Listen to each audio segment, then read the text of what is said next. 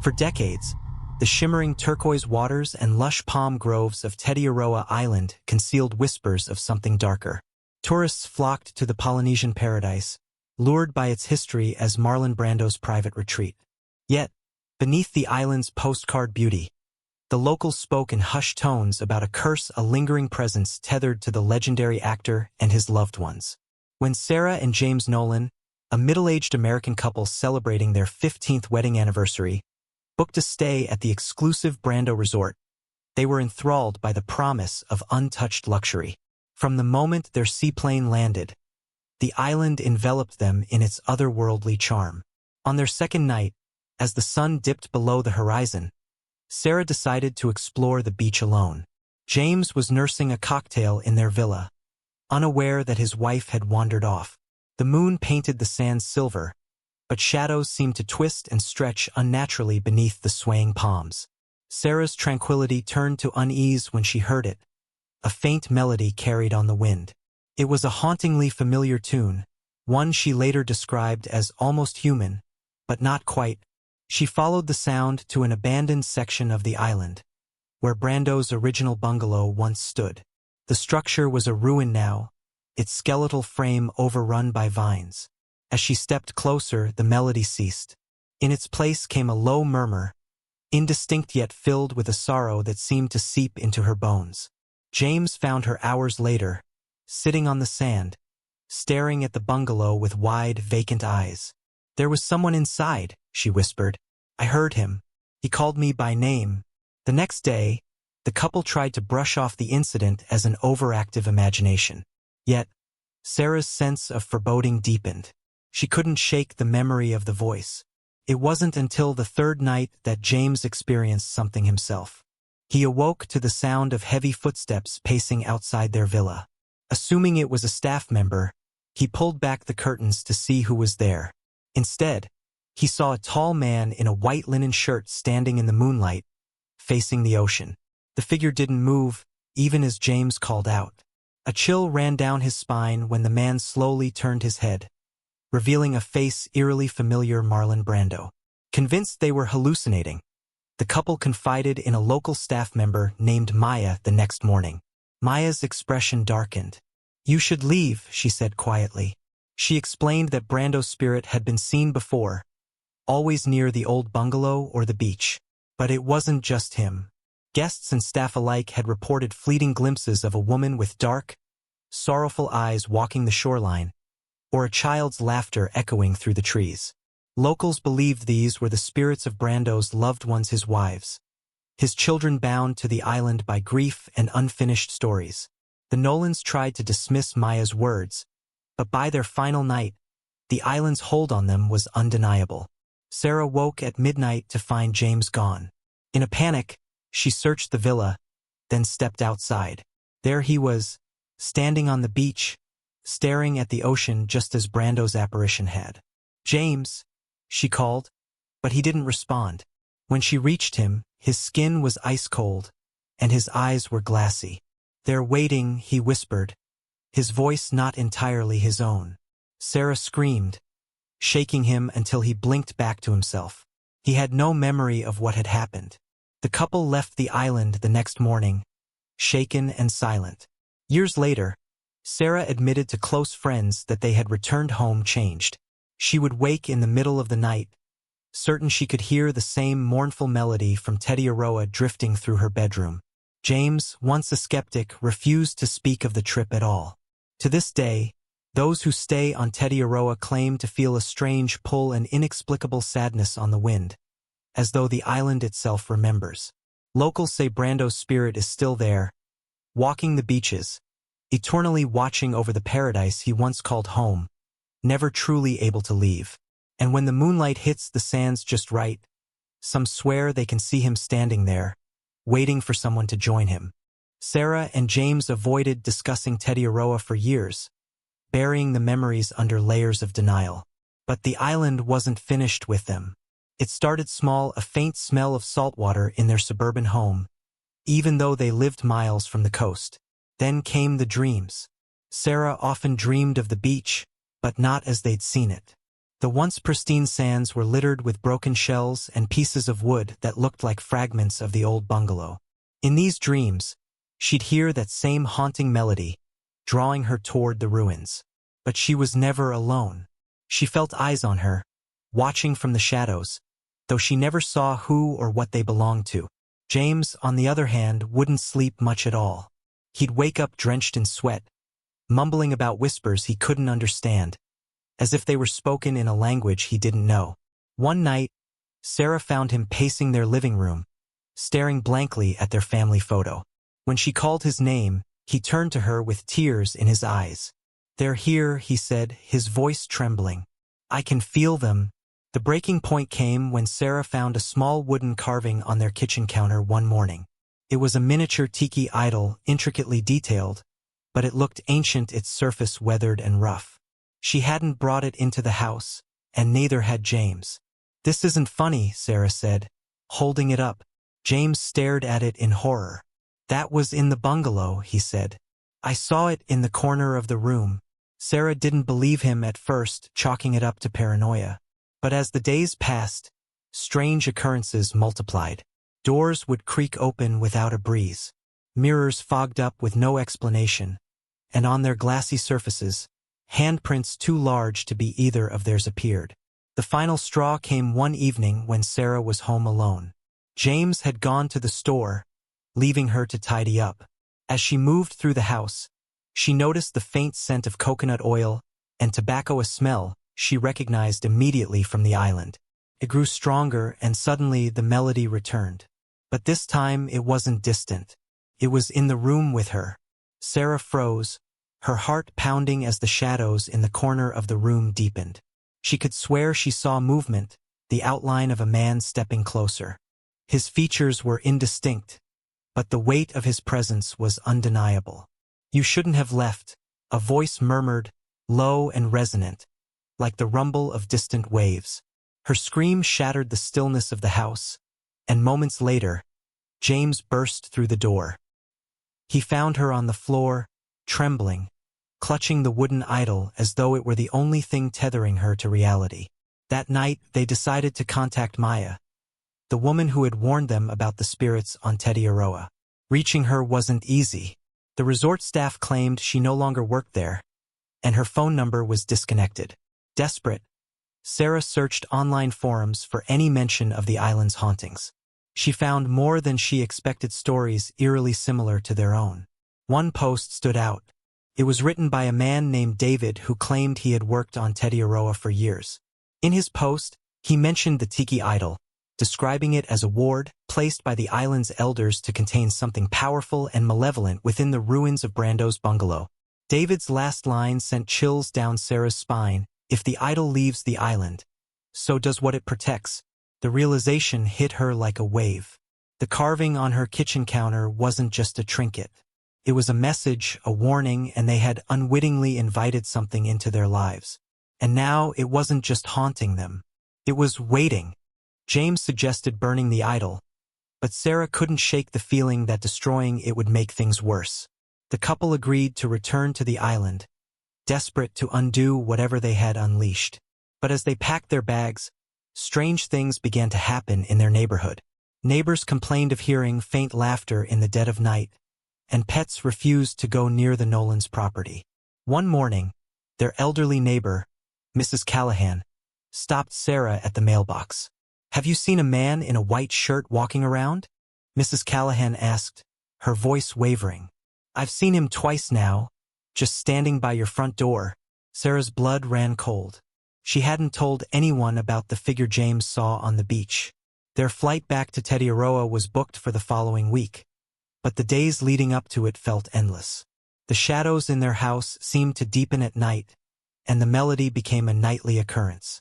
Sarah began to feel drawn to the idol, as though it pulsed with a magnetic energy. One evening, as James was locking the doors, Sarah found herself staring at it, her hand trembling as she reached out to touch it. The moment her fingers brushed the rough wood, her vision blurred, and she found herself back on the island. The beach was empty, save for the man in the white shirt. He was closer this time, his face unmistakable. Brando's lips moved, but no sound came out. Behind him, shadows rose from the sand, tall and ominous, their forms indistinct but undeniably human. "Bring it back," the actor mouthed. Sarah gasped as the vision ended. She collapsed onto the floor, clutching the idol, her mind racing. They had no choice now. Tetiaroa wasn't just calling them back. It was demanding their return. Don't forget to subscribe and like if you liked this story. The morning of their departure came cloaked in an eerie stillness. Sarah and James hardly spoke as they boarded the plane to Polynesia, clutching the small idol in a cloth-lined box as if it were a cursed artifact which, in their minds, it might as well have been. The flight was uneventful, but Sarah couldn't shake the feeling that they were being watched. She caught herself glancing over her shoulder more times than she could count, her gaze locking onto strangers who seemed to look away just a second too late. She leaned into James and whispered, "Do you feel it? Like, someone's here with us?" James nodded, his face pale. "Ever since we left the house." When the seaplane finally touched down on the island's glassy waters, Sarah felt no relief, only dread. The resort staff greeted them warmly, as though nothing unusual had ever happened. But when Sarah asked about Maya, their smiles faltered. "She left the island a few months ago," one of them said, avoiding her eyes. She didn't want to stay here anymore." Something in the staff's tone set Sarah on edge. They knew more than they were letting on. That night, Sarah and James didn't dare sleep. Instead, they ventured to the ruins of Brando's bungalow, the idol tucked under James's arm like a sacred offering. The path was overgrown, and the air carried a heaviness that pressed against their chests. As they neared the decaying structure, the temperature plummeted. Sarah wrapped her arms around herself, shivering despite the humid air. "It's colder than before," she whispered. James didn't respond. He was staring at the ruins, his face pale. The melody had returned, faint but unmistakable, weaving through the trees like a siren's call. Inside the ruins, the shadows seemed alive, shifting and twisting in ways that defied logic. The idol grew heavier in James's hands, almost as if it were resisting. "What now?" James asked, his voice trembling. "We put it back," Sarah said, though she had no idea where back was.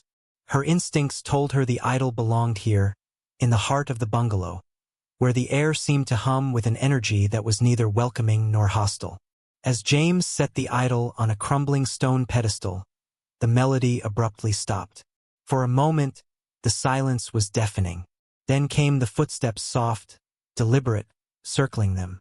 "Don't move," Sarah whispered, her breath hitching. From the corner of her eye, she saw him again, Brando. He was closer than ever, his white shirt glowing faintly in the darkness. His lips moved, forming words she couldn't hear, but his expression was filled with urgency, almost desperation. Behind him, the shadows began to take shape.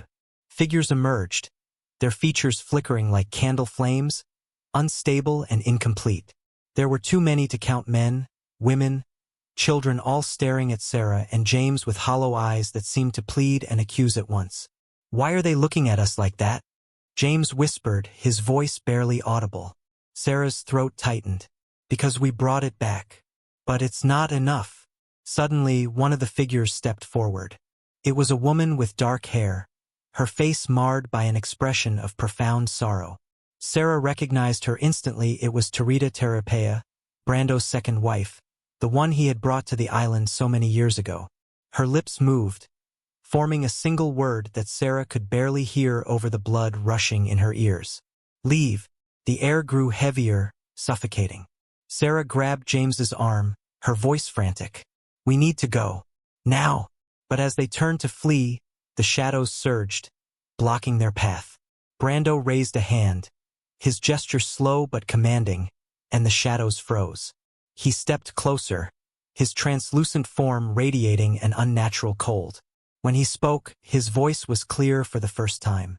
"You've brought it back," he said, his tone laced with a mixture of gratitude and warning. "But the island doesn't forget." "What does that mean?" Sarah asked, her voice breaking. Brando's eyes met hers, filled with an emotion she couldn't place. "You've been marked. It will follow you, no matter where you go."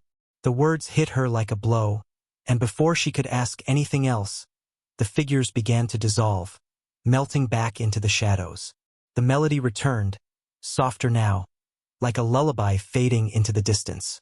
The ruins fell silent once more. Sarah and James stumbled back to their villa, their minds racing. They didn't sleep that night or the next. When their departure day came, they left the island with the same box that once held the idol, now empty. As the seaplane rose into the sky, Sarah looked down at the island one last time. The beach stretched endlessly, untouched and serene. But something shimmered in the distance, a figure in white, watching as they disappeared into the clouds. Back home, the Nolans tried to move on, but it didn't take long for the island's warning to prove true. It started with small things again, a shadow darting across a mirror, the faint sound of the melody in the dead of night. But this time, the presence was stronger, darker, and it wasn't just limited to their home. Strangers on the street would stop and stare at them, their faces slack and expressionless.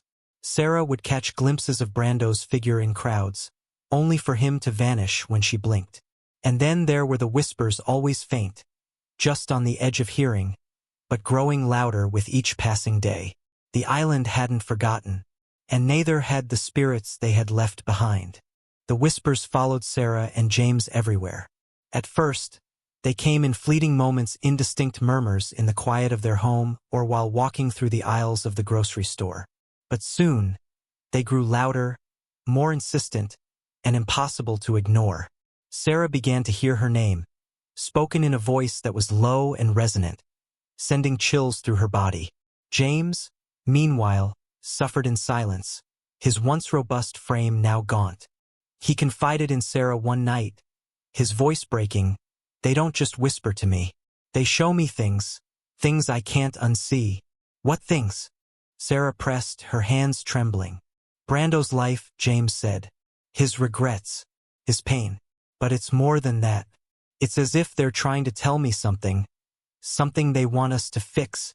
Desperate for answers, Sarah reached out to David, the man who had posted about the idol online. To her surprise, he responded within minutes, agreeing to meet them in person. They met him at a small cafe on the outskirts of town. David was older than Sarah expected, with deep lines etched into his face and eyes that seemed haunted by years of experience. "You shouldn't have brought the idol back," he said without preamble, his voice heavy with regret.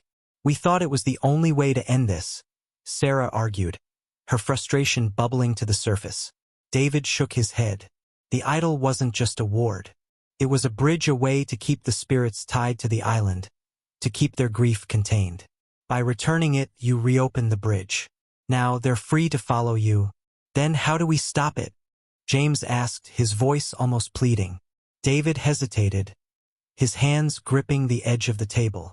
"You can't stop it, but you can appease them." "Appease them how?" Sarah demanded. David leaned closer, his voice dropping to a whisper. "They're not after vengeance. They're after closure. Brando's spirit, his family, they're trapped, bound by unresolved pain. You have to uncover their stories, lay their truths bare. Only then will they leave you alone." The journey to uncover the past was grueling.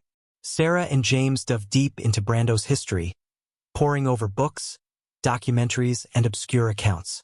They learned of his fractured relationships, the tragedy of his children's lives, and the deep guilt he carried to his grave. But the spirits weren't satisfied with research. They began to guide the couple, drawing them to places tied to Brando's life. One night, James woke in a cold sweat, muttering about a house in Tahiti. When they traced the location, they found a woman who claimed to have known Brando. "He was a good man," the woman said, her eyes misting over. But his heart was heavy. "He always talked about the island, about how he'd built a paradise but couldn't save the people he loved." Sarah and James recorded her story, sensing they were piecing together a puzzle. Their final clue came in a dream. Sarah saw Brando standing at the edge of the beach on Tetiaroa, the idol in his hands. He was surrounded by shadows, their forms flickering like firelight. "They need to hear it," he said, his voice echoing in her mind. "The truth in my words." The next morning, Sarah and James returned to the island, carrying a small recorder loaded with every story they'd gathered. They made their way back to the ruins of the bungalow, where the air was thick with an unnatural stillness. As they played the recording, the shadows returned, swirling around them. The melody filled the air, not haunting this time, but mournful, almost beautiful. One by one, the figures began to fade, their forms dissolving into the light. Brando was the last to go. He stood before Sarah and James, his face softer now, at peace. "Thank you," he said, his voice carrying the weight of years. And then he was gone, leaving only the sound of the waves and the rustling of the palms. Back home, the whispers ceased, and the shadows vanished. But Sarah and James were forever changed.